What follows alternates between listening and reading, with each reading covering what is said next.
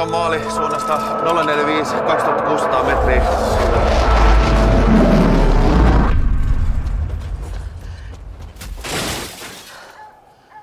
Se on saatana 10 tonnin tuo ikkuna. Jos mie tulisin teille töihin ja sillä tavalla korvaisin tämä. Matti Nevala seisoi lumihangessa. Hän katsoi haikeasti alakuloista traktoriaan. Ei mitään runoja perkele, kun mitä tapahtui? Keksit jonkun jutun. No eikä nyt uutisia voi keksiä. Ei täällä kuitenkaan mitään tapahdu.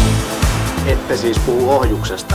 Me emme varmuudella voi tietää, mikä se on. Toistaiseksi käytämme nimitystä tunnistamaton lentävä esine. Mie taisi ehkä löytää jutu, josta mie voisin kirjoittaa.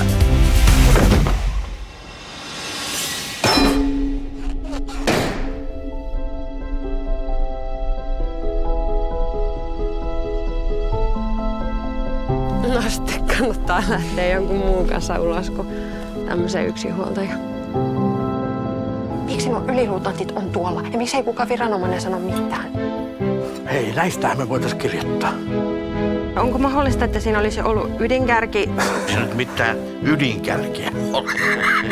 Kysymyksessä oli neuvostoliittolainen taktinen risteilyohjus. Se olisi parempi lopettaa tämä leikki. Voi antaa meidän miesten vaan hoitaa nämä hommat. Hippa! Tuolla BBC, ABC, kaikki maailman kamerat sojottaa meihin.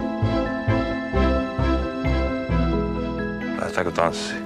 Ai niin kuin ennen ydinsotta otetaan kaikki irti elämästä.